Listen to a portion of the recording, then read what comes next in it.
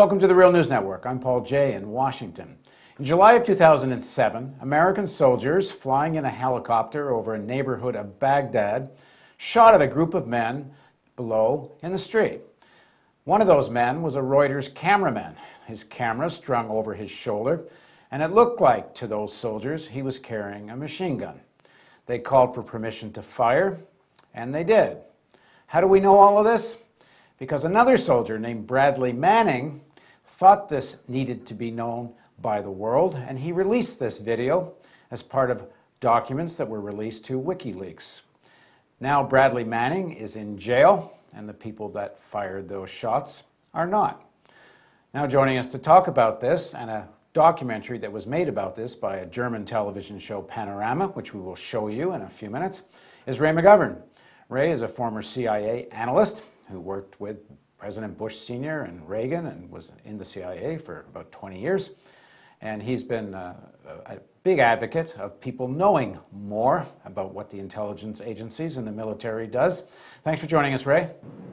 Most welcome, Paul. So just a quick introduction from you about what we're about to see in this Panorama show. It was released a few months ago, but it's certainly as relevant as ever because Bradley Manning continues to sit in solitary confinement. So just set up what we're about to see. Well, Bradley Manning is about to be tried, or at least the pre-trial proceedings are beginning on the 16th of December. What he released, or at least the thing that got most attention right off the bat, was this video footage of a really horrible incident in Baghdad in July of 2007, during the surge, mind you, where Apache helicopter gunners and so forth did in a group of Iraqi civilians, two of them Reuters reporters, and the dialogue which you hear from the video that you see from the gun barrel photography is really just appalling. It shows not only how we have brutalized folks in Baghdad, but how our own sons, our own soldiers have been brutalized by this war. Well, Ray, just before we show it, just a final word from you. Well, seeing this, what did that do to you when you saw this piece from Panorama?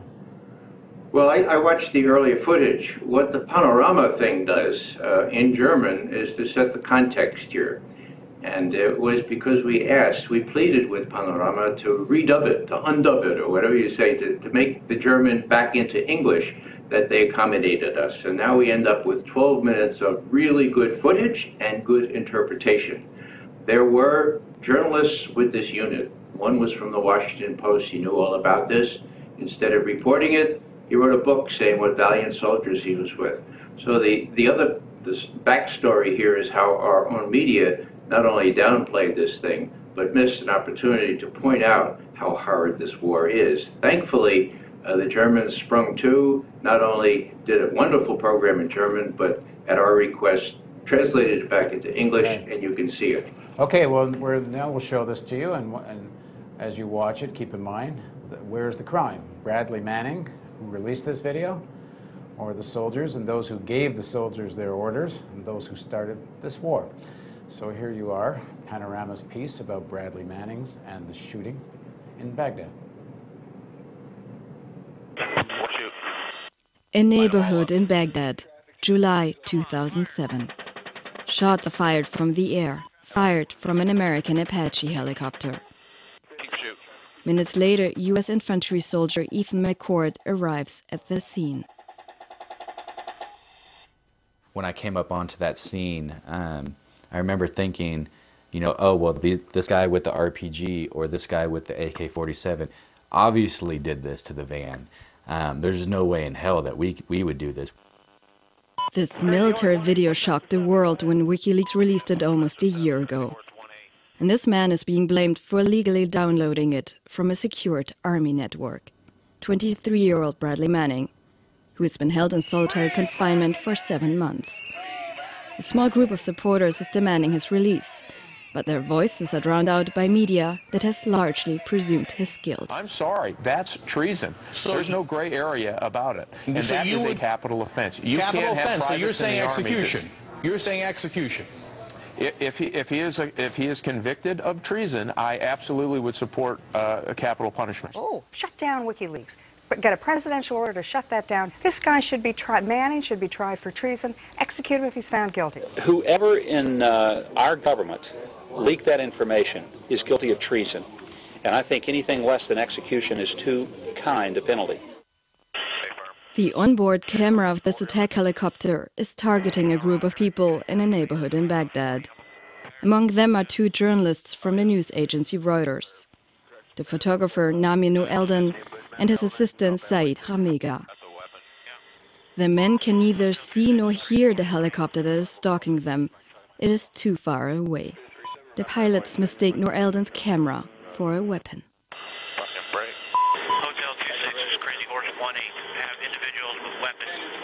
And attack them. Let me know when you have it. We'll shoot. Light them all up. Come on, fire.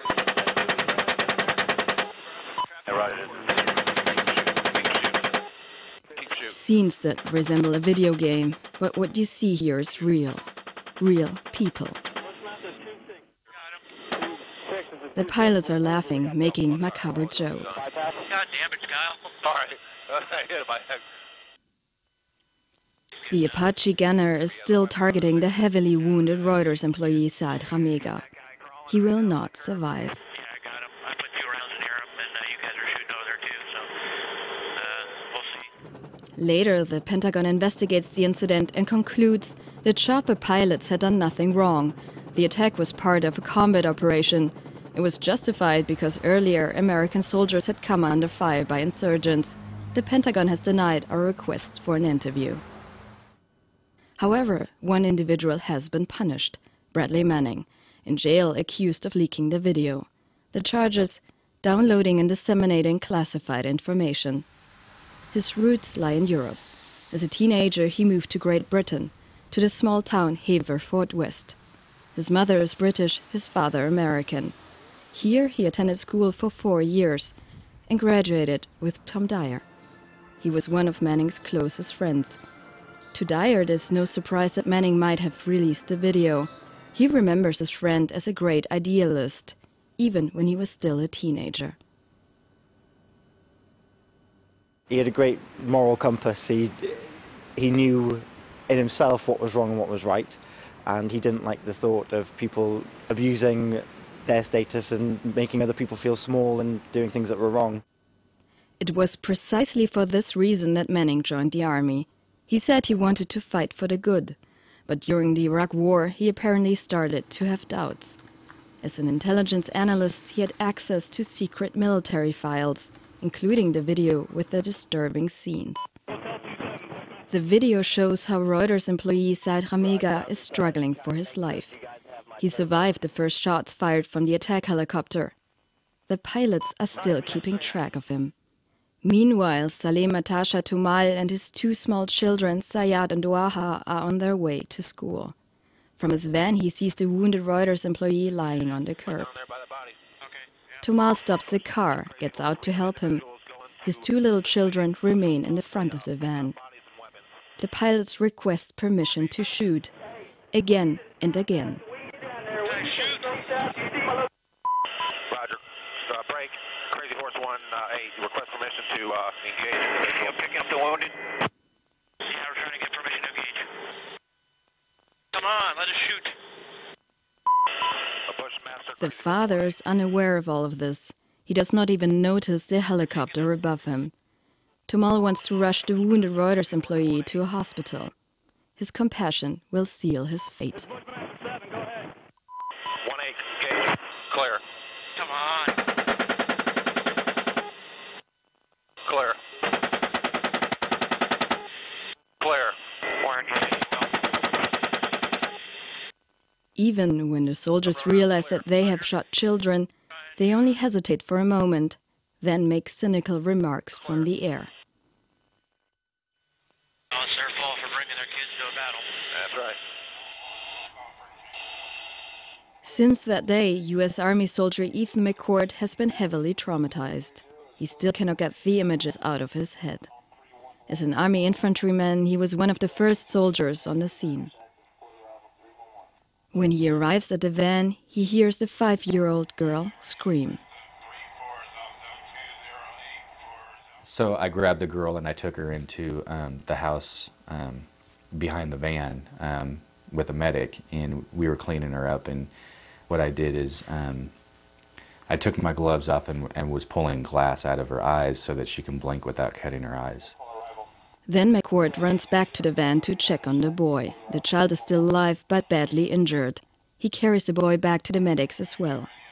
As his superiors observe this, they vehemently order him to stop saving the children. Instead, he should do his job and secure the area they command. Another thing that bothered me was the fact that I was the only one to care enough, it seemed, for the children to try to ensure that they get medical attention. Former Army officer Ray McGovern is shocked by the actions of the pilots. He had been a CIA analyst for 27 years and an advisor to 7 presidents, including George Bush Sr. How could anyone justify shooting up that van, shooting up the person who was crawling onto the curb? These are war crimes, pure and simple. When I learned to be a soldier, an officer in the U.S. Army, I learned that you don't shoot at civilians, you certainly don't shoot at people trying to rescue the wounded, and you don't blow up vans with a couple of children in them. In the Pentagon investigation report, there's no mention of war crimes. The pilots had reacted adequately. Here's the government saying that we did no wrong, but yet they lied. They covered up the story. They covered up everything. And then all of a sudden being like, okay, well, Bradley Manning, who released this video, he's the wrongdoer in this whole situation. It's kind of like, well, we have to have a guinea pig, a fall guy. Meanwhile, Bradley Manning is isolated. His friend David House is one of the few supporting him, and besides his lawyer, the only person currently visiting Manning in prison. He is held for 23 hours a day in solitary confinement in his cell. His cell has no windows, and he's not allowed to go outside or see the outdoors. He's not allowed to exercise. The 1 hour a day he is allowed out of his cell, he's allowed to walk in chains in an empty room for an hour, and that was what the military calls exercise in this case. Conditions that resemble torture. For 7 months, Bradley Manning has been kept in the maximum security ward of the military prison in Quantico. Still without trial. The Pentagon regards the prison conditions as perfectly fine, and conservative military experts also think they are appropriate. Well, first of all, you have to define solitary confinement, which is a very broad and open-ended term as what that means. Does it mean sensory deprivation, which some people consider torture? I don't think he's suffering sensory deprivation. So as long as somebody's allowed to have 4 hours of continuous sleep, the body can function just fine. The United Nations, however, has a different view. The UN has picked up the case and is examining the accusations of torture. Because solitary confinement has been shown to produce the kind of severe mental and psychological harm that is associated with the definition of torture, or if less severe, still associated with cruel, inhuman, and degrading treatment or punishment. That doesn't mean that your personal comfort and interests come ahead of the U.S. government. Somebody's been accused of a crime and they're being detained under the conditions which are appropriate for them. That's the way every legal judicial system in the entire Western world works. Prison without trial for Bradley Manning, freedom for the Apache pilots.